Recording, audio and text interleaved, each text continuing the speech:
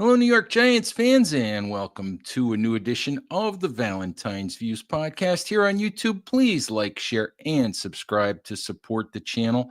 All right, Ed Valentine and Tony DelGenio of Big Blue View here today to talk about the latest miserable performance by your 2-12 New York Giants and try to figure out, what comes next, what happens now, what the next plane is going to say that flies over MetLife Stadium. So, Tony, good morning. How are you? I'm doing well, thank you. Did you enjoy the plane this time? Oh, it always amuses me. I'm old enough to remember the original one in 1978, so it's very nostalgic for me. Yeah, unfortunately, unfortunately, we're back in the days when people find that necessary. But Well, it is the way it is.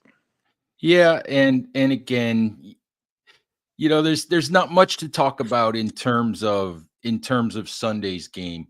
35-14, a game that really wasn't competitive from the end of the first quarter on. The one thing that I will say, and I wrote a little bit about that this morning in talking about why it becomes increasingly possible for the Giants to decide to move on, at least from Brian Daboll, if not from both Brian Daboll and Joe Schoen. We've seen all year the difference that quarterback play can make. Close game after close game where a couple of plays could have made a difference, where top tier quarterback play could have turned a loss into a victory for the Giants. Yesterday was lopsided, but I don't think it was any more clear what a top tier quarterback can do for a franchise. Lamar Jackson, 2 MVPs, 5 touchdown passes. I think the Giants barely have more than 5 touchdown passes all season, 65 yards rushing, while the Giants are playing Tommy DeVito and maybe getting the best quarterback play we've seen from a Giant quarterback in at least 2 months, in the second half out of Tim Boyle of all people. So that's the one thing that really gets driven home yesterday is just the value of that top tier guy that the Giants just don't have. Yeah, and I think even at the beginning of the season, when there was some optimism going into the season about not the Giants being a playoff team, but at least taking a step forward from last year. When you looked at the schedule coming up, I think probably every Giants fan had this game circled on their calendar as one of the most difficult ones the Giants would face during the season, because you know how good Lamar Jackson is. But I mean, as a runner, I think he's unequaled among quarterbacks in the NFL today, and he's probably, I don't know, top 3 all time among quarterbacks as a runner. But what's happened to him over his career is that he's slowly developed his passing game too, and now he's as dangerous throwing the ball as he is running the ball. And so you knew it was going to be a tough game, but then you watch how the Giants season has gone, and in particularly how they have been absolutely decimated by injuries on the defensive side of the ball. And yeah, I think everyone knew that this game, it was just a matter of how long the Giants were going to hang around before the game got out of hand. And I was actually surprised that they lasted as long as they did before the Ravens actually took a commanding lead. Yeah, considering the decimation of the roster, it's impossible at this point to really expect a whole lot from the product that the Giants are putting on the field. What it comes to, Tony, and I think what we really need to talk about is what does the future hold and who's going to be making those decisions.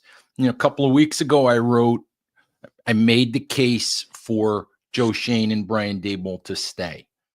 And I will be honest and say that I still think you can make that case.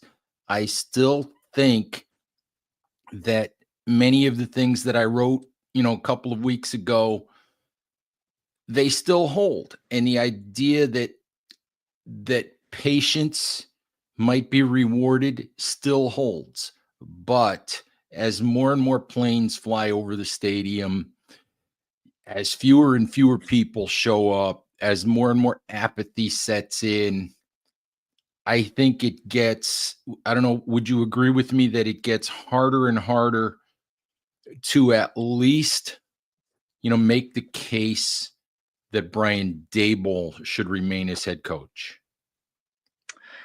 It does, with an asterisk, and that asterisk, and this is just my opinion. I mean, okay, and here's the question that I have, which we'll never know the answer to, and that is, what was the conversation that Joe Shane had with John Mara and Steve Tisch during his interview for the GM job? What did he lay out as his plan for improving the Giants, and what did it entail? I think that what you've seen over 3+ years now with Joe Shane is that, for the most part, he wants to build from ground up with youth and with homegrown players. And he made an exception to that last year when Jones Daniel Jones surprisingly had a good 2022 season and got them to the playoffs, and he went against, I think, what his type is, and went out and spent money on Darren Waller on a fairly big veteran contract. Okay, and that's the type of thing that that he doesn't do very often, at least, an aging veteran contract. Obviously, he made the trade this year for Brian Burns, but that was a different kind of trade. That was a trade to bring in a young, kind of foundational piece for a long time for the Giants. Darren Waller was the kind of let's go and try to win type of piece, and obviously he regrets that now. So the question in my mind is did he sell Mara and Tisch on the idea of it being a long slog to actually get to the point where this was a good team? If that was the sales pitch that he gave, then you can imagine him again making, if indeed the Giants owners decide to bring Joe Shane back, which is a different question, but if they bring Joe Shane back, you can imagine him making the case to them that he still thinks Dable is the guy, and that we knew that there was going to be the chance that there would be rough spots along the way. And in Dable's defense, again, the team has been so decimated by injuries that who could make anything out of the players that they put on the field yesterday? I mean, it's just ridiculous how far down in their depth chart they are. So that to me is the case for Brian Dable. The thing about Brian Dable, I think that argues for getting rid of him, is that he's just made some, I think, very poor decisions along the way that really make you scratch your head, and decisions on the field in terms of plays that he calls. And by the way, speaking of that, taking the play calling away from Mike Kafka might have been one of his worst decisions, actually. But he does make some head scratching play calls out there, and you wonder whether that was a good idea. And then the way he's handled his staff, right? The mess he got into with Wink Martindale, what he has done this year with Kafka, essentially keeping him but marginalizing him instead of letting him go be an offensive coordinator elsewhere. And those are the things that make you wonder whether he's got the right decision-making process as a head coach to thrive. So if I'm going to fire him, it's not so much for the results on the field as for how he makes decisions. Yeah, I think that's a good point. And I think that, when it comes to to Joe Shane and Brian Daboll as a duo. I think, Joe Shane's argument is still sort of, the one that I've made a few times this season, even at 2-12. You can argue, especially earlier in the year when Daniel Jones was still a Giant, you can argue that 2 or 3 plays from a quarterback in several of those games, and the Giants, while it wouldn't be great, maybe even in the post-Jones era, probably last week with Drew Lock, you can argue that maybe they've got 6 wins by now. And everything looks a lot different. And we're probably not talking about Joe Shane's future and Brian Daboll's future. We're looking at, how do we get that? We're still talking about how do we get that quarterback of the future, but things look a lot different. If the Giants get the plays out of the quarterback that are necessary to win at least a few of those games. The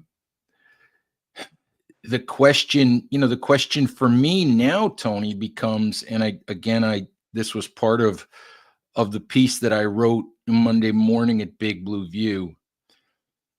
Joe Shane can argue, give us a chance to get that quarterback. And part of me says they deserve that opportunity. I don't think Joe and Brian are in a position where they thought they would be 3 years in. I think they thought they would be one and done with Daniel Jones, and then they would move on and find their own guy. But then 2022 happened, and the contract they gave Jones kind of had to happen under that circumstance. They really didn't have much choice but to keep him at that point. So their argument can be, let us go get that guy. Let us go get Cam Ward or Shadur Sanders or Jalen Milroe or sign a free agent, to be the quarterback for the next couple of years and see, and give us the opportunity to build around our guy.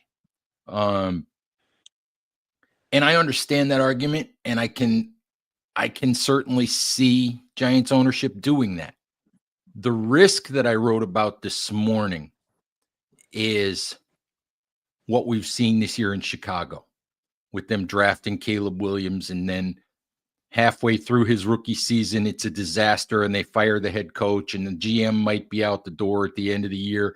What happened in Carolina a year ago where they draft Bryce Young and the coach and the GM responsible for drafting him don't even make it through his rookie year.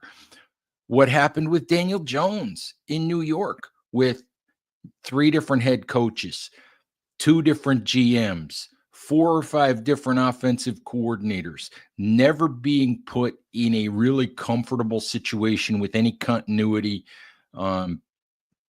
You risk that if you keep Daboll and Shane and let them draft their guy, because if you look at it and it's still a disaster in the middle of next season, then you're blowing things up and you're hurting that quarterback's development anyway. So that's a tough call, and that's maybe for me why you would start over right now. I don't know your thoughts on that. Yeah, and again, for me, it goes back again to the conversations going on behind closed doors between Joe Shane and Mara and Tisch, because what I'd like to know is, what was that conversation after the 2022 season? And if you made me bet money, I would bet that John Mara told Joe Shane, get it done, get him under contract. We don't want to see him tagged. We want to see him under contract, and we want you to figure out a way to keep both him and Saquon Barkley. I mean, I have to guess that that's what John Mara wanted. I mean, if you look at John Mara's public statements, we've done everything possible to mess up this kid, or exactly whatever the exact quote was, right? Okay, you know that Mara was supportive of Daniel Jones, right? And you know that he loves Saquon Barkley, right? And so I think Joe Schoen went into that negotiation with pressure to get a contract done, but I think we can also see from the structure of the contract that he signed Jones to, that he was very conscious of the possibility that Jones would crash and burn. Right. And that's exactly what happened. Jones crashed and burned. And now we know that he's got that out, or had that out. He's already used that out by benching Jones and then releasing him, so that he never has to pay years 3 and 4 of the contract. And they got rid of him soon enough not to risk that injury guarantee of $23 million coming into play. And good thing he did it when you see what's happened to the Giants' other quarterback since he left. Drew Lock's gone down. Tommy DeVito's gone down. The curse of Daniel Jones. The curse of Daniel Jones has brought us to Tim really? Boyle time. Yeah. That's right. Right. And so I think that what I would do next year, if I'm Joe Schoen and I'm still around, is, you said, do you go get a veteran quarterback, or do you draft a quarterback? And my answer to that is yes. I think what you do in the offseason for whoever the Giants GM is, whether it's Schoen or not, is you go out and get one of those guys who is one of those kind of, good enough to play, but not the guy you want as your number one quarterback, right? That's the Jacoby Brissett model, the Tyrod Taylor model, the Jameis Winston model, and so on. Somebody who can be the Jimmy Garoppolo model, right there. I mean, there are lots of those guys out there now who are good enough to start, but probably not good enough to bring you to a championship. And you get one of those guys in the offseason, and then you draft someone. And either you finish high enough to draft Cam Ward, Shadur Sander, or you are not, or you are high enough to draft them, but you don't think they're worth that high a pick, and you wait and you draft a Jalen Milroe or a Drew Aller or one of those other guys, and then you let that guy sit and develop while the veteran quarterback actually plays next year and makes you more competitive. But you've got your hopefully future quarterback in-house now, so now you can start worrying about building the rest of the team. That's what I would do if I was GM. I have no idea what they're going to do, but yeah, this idea of giving Shane the chance to go get his guy, I think must be a strong one in John Mara's mind. So here's an interesting thing, and I've been thinking about this over the last day or so, and I'm not sure where I land on it, but I'm just going to put it out there for you to think about.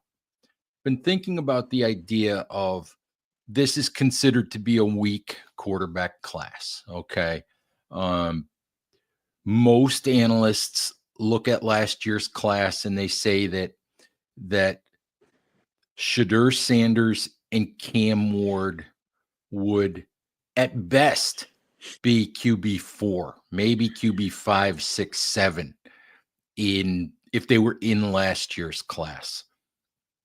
And if you're Joe Schoen and Brian Daboll and you stay, my feeling is because you passed on quarterback last year, you tried to trade up. Joe Schoen and John Mara decided that there was a price that they weren't willing to go beyond. As John Mara said during Hard Knocks, we're not giving up. We're not giving up our entire future to go get this quarterback. We're not, giving up the whole ranch. So they didn't trade up. They decided not to take J.J. McCarthy, Bo Nix, Michael Penix, and really I think it was McCarthy that was the discussion at 6.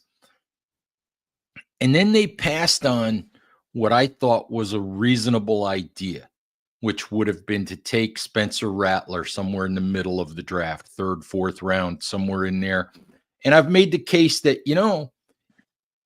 in the post Daniel Jones part of this season, it would at least be entertaining to be watching Spencer Rattler and to be trying to figure out if there was enough there for the Giants not to have to force a quarterback pick in 2025. It's just for them to say, maybe we can give this kid a year to see if he can be our guy.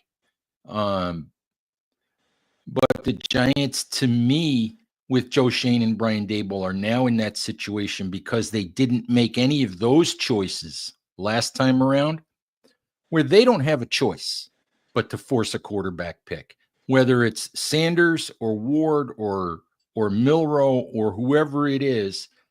If they're still in charge, they have to take a quarterback. That's how I look at it. They have no choice because their futures are dependent on getting that guy. I'm thinking, and I'm sorry I'm going on a little bit, I wonder if starting over with a new head coach and a new general manager, if that new head coach and new general manager can say, just let me take Travis Hunter. Just let me take Travis Hunter, or let me take Mason Graham, who's the best defensive tackle. Let me build this roster. Let me go get that veteran quarterback to buy us another year, and then give me time to find the right guy. I wonder if it's easier for a new GM to come in and make that case. I think it's easier for a new GM to come in and make that case. I don't think it's impossible for Joe Shane to make that case if he wants to do so. And that's why whoever the GM is, I feel like signing that solid veteran quarterback during the off season so that you go into the draft knowing you've got a day one starting quarterback, however the draft unfolds. That's why I think that's such an important thing, and I think they could do that with Shane. I just don't know whether ownership will agree with that. But yeah, I mean, there's a side of me that says, yeah, number one pick or even number two pick, Travis Hunter, because if they finish, let's say, with the number two pick, whoever's drafting number one is probably going up there to get a quarterback. I don't think teams are gonna trade all of their assets just to go up for Travis Hunter, as good as he seems to be. But they will do that for a quarterback. And so I think whoever the GM is, you could easily imagine them taking Travis Hunter, and then you say, yeah, okay, now I go into next season with Malik Neighbors on one side and Travis Hunter on the other side. And oh, by the way, if one of my cornerbacks gets injured, I can throw Travis Hunter out there at cornerback too, and he could play there also. I mean, yeah, he's an amazingly talented kid, right? And then you go for that Jalen Milroe or Drew Aller at the bottom of the first, top of the second round. And that's the other thing to remember, right? Is that being as bad as the Giants have been, their second draft pick is almost another first round pick. And in fact, they could pull what the Baltimore Ravens did to get Lamar Jackson back in 2018. The Baltimore Ravens had already used their first round pick on. Who was the tight end that they got that didn't work out for them? I can't remember. Is it? I can't remember who. I don't remember. They drafted a tight end like in the 20s in the first round, and that guy is no longer with them. I just don't remember. But then they traded back up into the first round from the second round to number 32 in the first round. And that's where they took Lamar Jackson. I mean, so even the Ravens didn't see Lamar Jackson as good enough to use their own first round draft pick on, in addition to all the other teams who drafted a quarterback that year. That's the funny thing about it. So you could imagine the Giants sitting there at number, say, 33 or number 34 in the second round, trading up a few slots and getting one of those more raw young quarterbacks like Aller, like Milroe, like a couple of the other guys out there. I mean, even a Dylan Gabriel is starting to look good. I mean, and who knows which of these guys even declare for the draft, by the way. But you could easily see them doing that and going with going with the veteran quarterback for a year while you develop the young guy.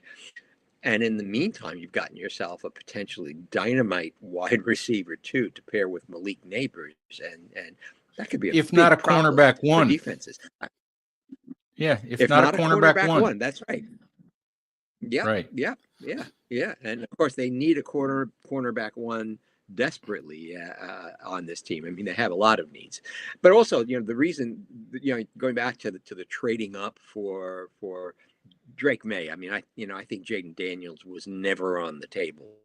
Washington was Right. not going to trade down at any price with a division rival and allow them to get the quarterback that they themselves wanted at number 2, right? Okay, so if they had traded up for Drake May, then, as you say, you're getting rid of a couple of first-round picks in the future, plus a couple of other picks, most likely, to do that. And for a team with as many needs as the Giants have, well, what does that accomplish? Well, you get your quarterback, but you've got no draft picks left to build the rest of the team, and so they stay a lousy team with a potentially very good quarterback, and so that doesn't solve the problem. So they never could have Right. done that. Right. So I mean, it is a massive conundrum. By the way, the tight end you were thinking about, Hayden Hurst. Hayden Hurst taken. That was. Hayden Mhm. Hurst taken by Baltimore in the first round. I think 25th overall, 2018. Hayden Hurst. But it is interesting. It is a conundrum. I think that in some way, shape, or form, the Giants have got to take a quarterback in this upcoming draft, whether it's that guy at 1 or 2, or whether it is a more developmental, long-term guy a little bit later on. It's just it's an open question for me as to what the best way to go is in terms of who makes that decision and who coaches that quarterback. Let me ask you this: if Brian Daboll stays, if Joe Shane stays, do you have changes in mind that you would like to see, things that you would like to see done differently? I mean, let's talk about Daboll in particular.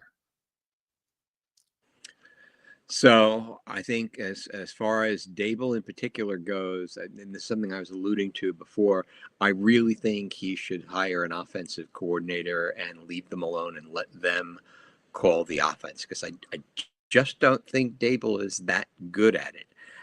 Uh, I also think that Dable needs to examine his decision making process overall, and and I see different pieces of evidence of that. Okay, so the one thing that I always scratch my head about is how the Giants make decisions about who's active on game day and who is going to start on game day and things like that. And so if football players were not human beings, you could just kind of choose to start a particular player in a particular game that you think was the best choice for that game, and it wouldn't matter. But I don't think football players are like that. And so I watched Daboll, and we saw it last year and we saw it again this year, how he was handling the quarterback situation, right? So last year, when Jones went down, Tyrod Taylor came in as QB2, which made perfect sense. Then Tyrod Taylor went down, and Tommy DeVito came in. And then when Jones got hurt a second time, then I don't remember the exact sequence of things, but basically, I don't know whether Tyrod Taylor was still hurt or whatever, but Tommy DeVito went in and played. Yeah, And Taylor came in and got hurt. Go ahead. I think Taylor came in and got hurt. Right. Go ahead. And then Taylor and then DeVito came in and played a couple of games, and then Taylor was healthy again, but he sat Taylor for another week and gave DeVito another chance. And I guess that was against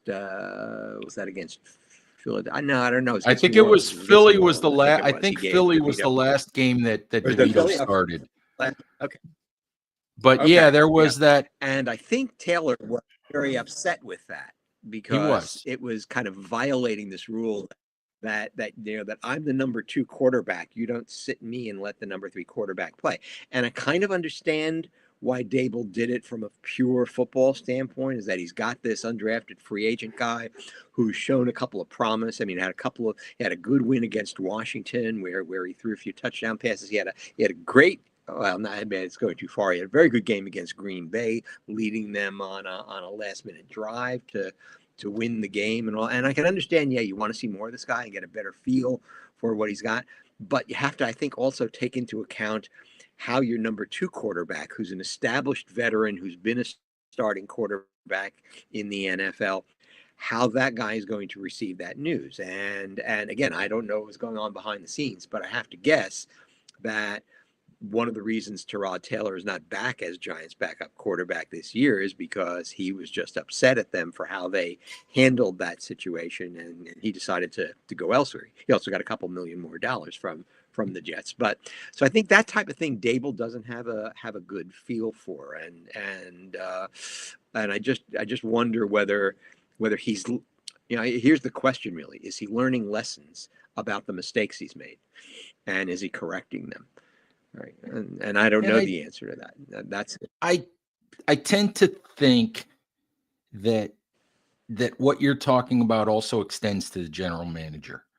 I think that you can make an argument that for the last 2 years, there have been a lot of questionable decisions about the way the roster was structured, going back to Tyree Phillips and some other things, and in particular reference to Tyrod Taylor. You're 100% right that Tyrod Taylor was upset.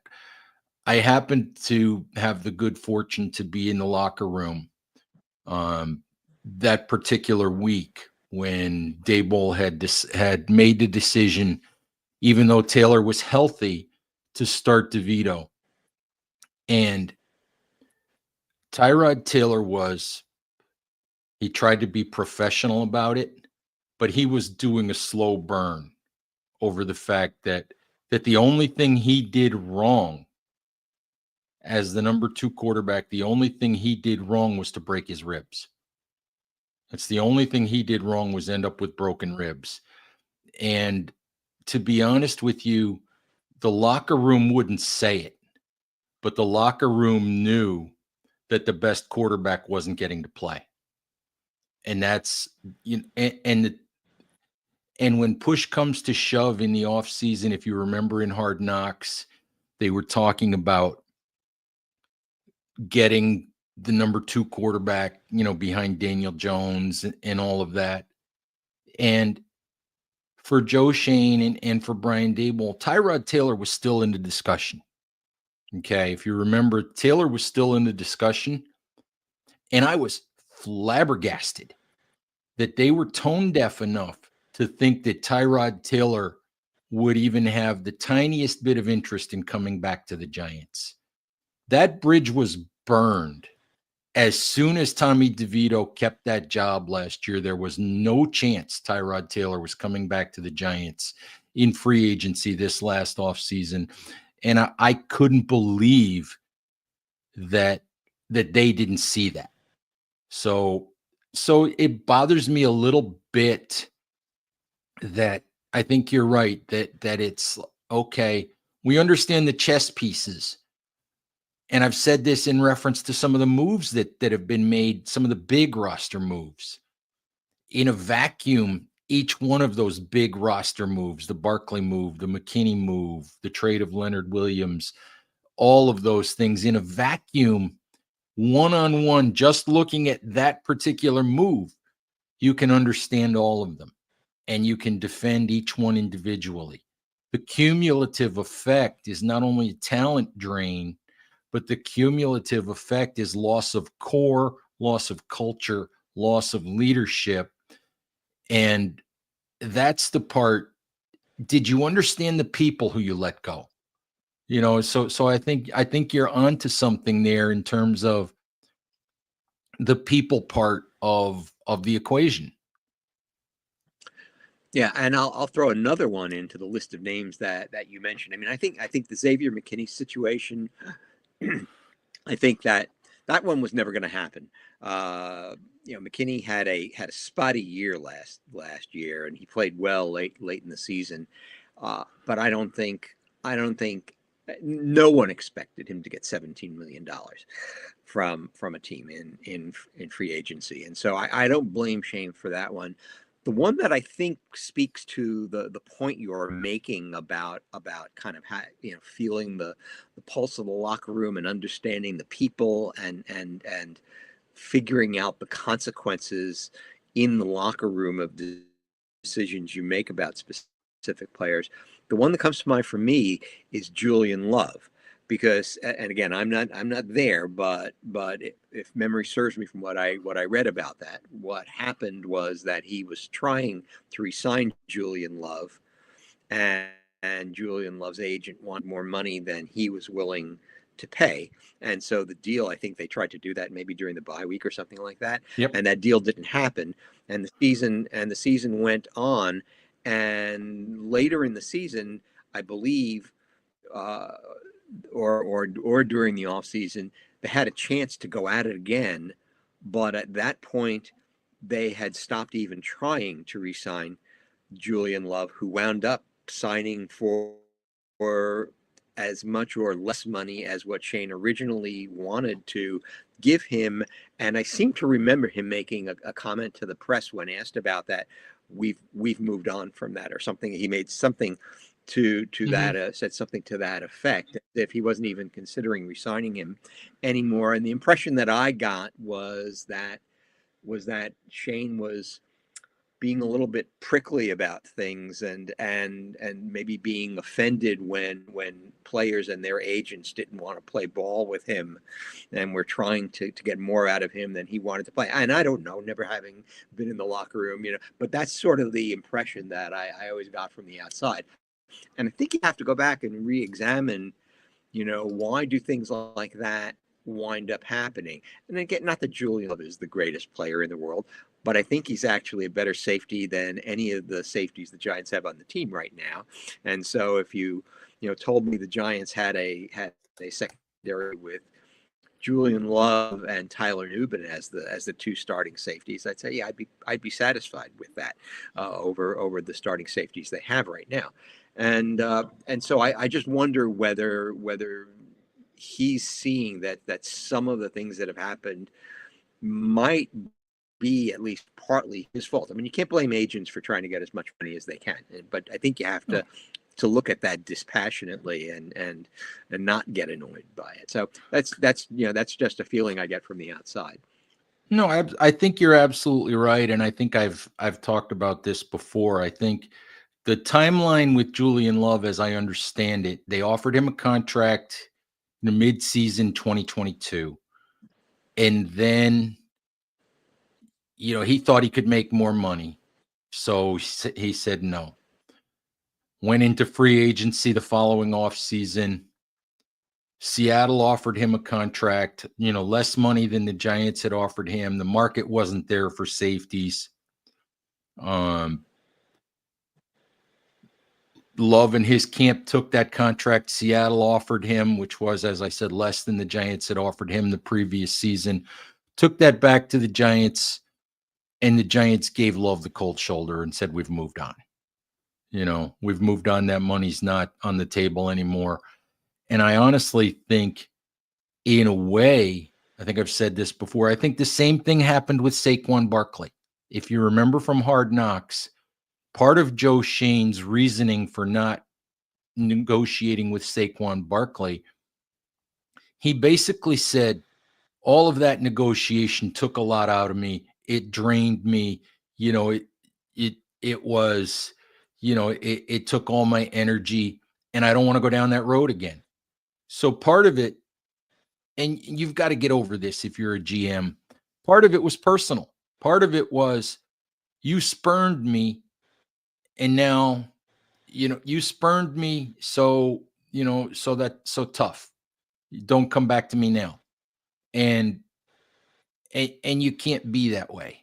I'm surprised a little bit that Joe has shown that tendency, and you just can't be that way.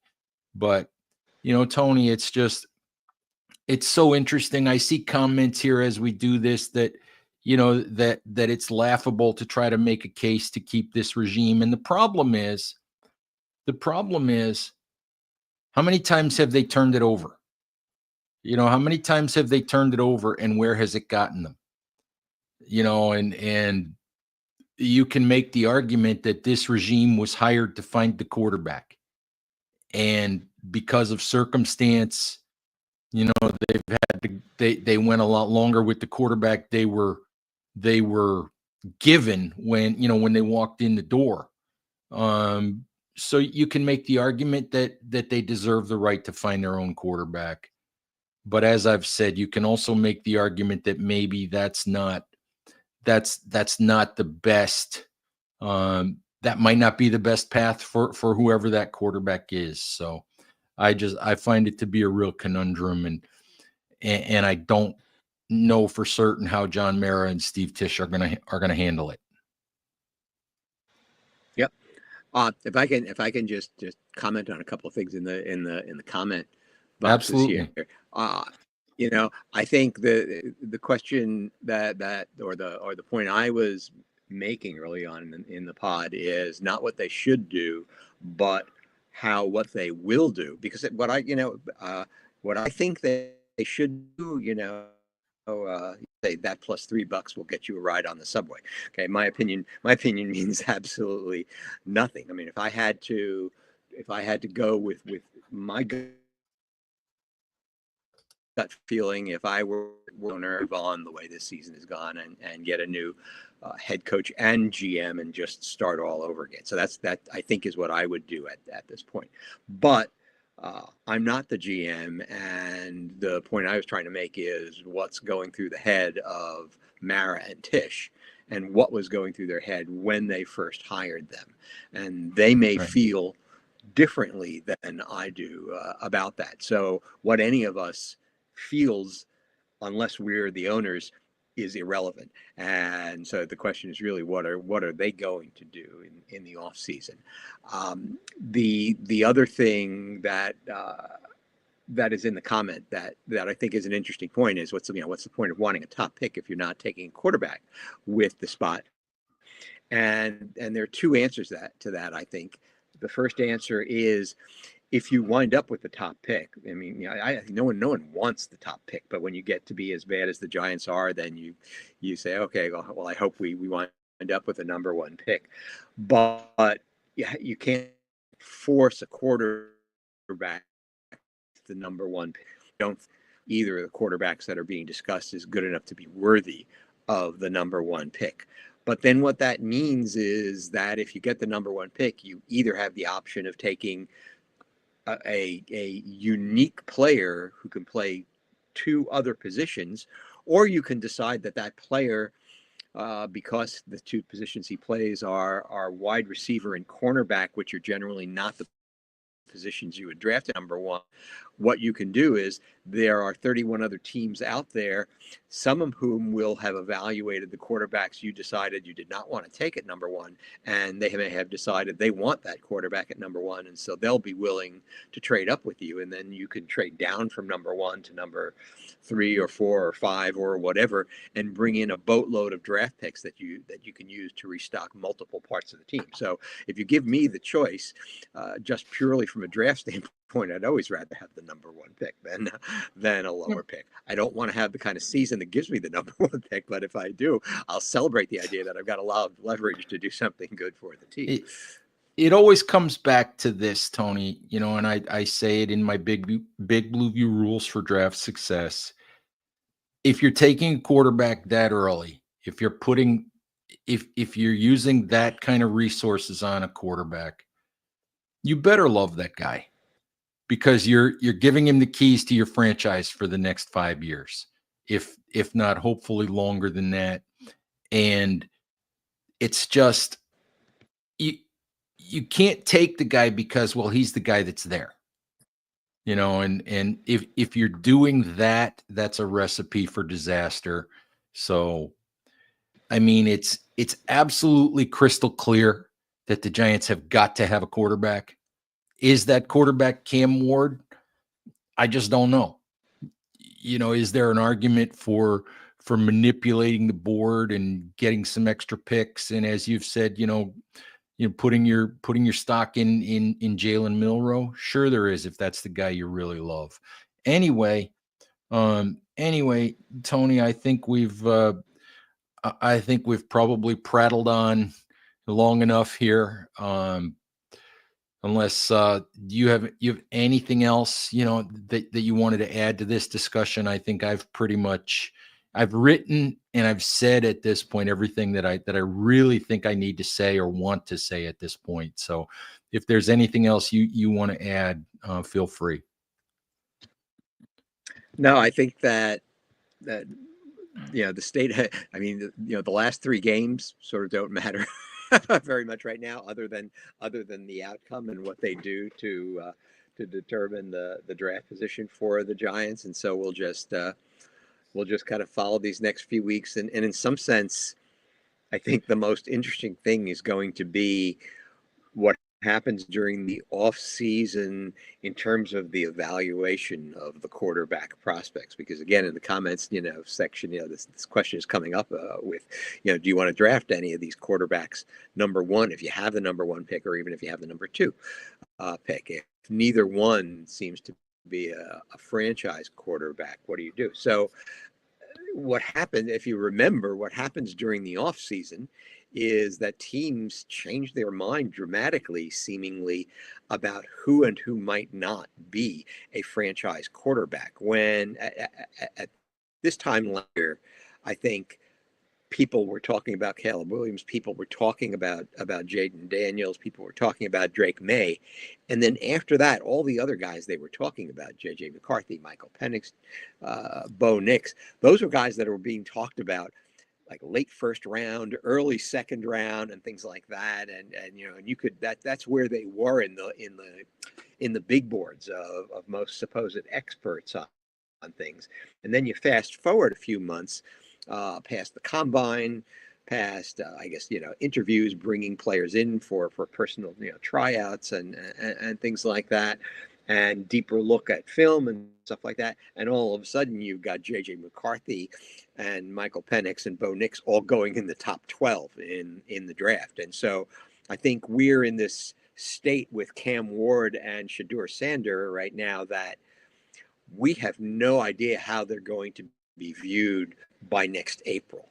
Right now, people are suspicious of them being high enough caliber to draft with a top pick, but the NFL teams may decide by April that no, these guys, there's more to these guys than we realized once we had a chance to really dig into the tape and work them out ourselves and so on and so forth. And so that's just the nature of quarterback in the NFL. Teams are so desperate for quarterbacks that if they see any glimmer that this guy might be the guy, then that raises their stock and they wind up going much higher in the draft than they used to. Absolutely. All right, Tony. I think that's a good spot for us to call it a show. Giants fans, thank you as always for watching. Thank you for dropping some comments and some questions. We always appreciate that. Thank you. Thank you for watching. Please stay safe out there. Take care of each other, and we'll talk to you soon. Bye-bye.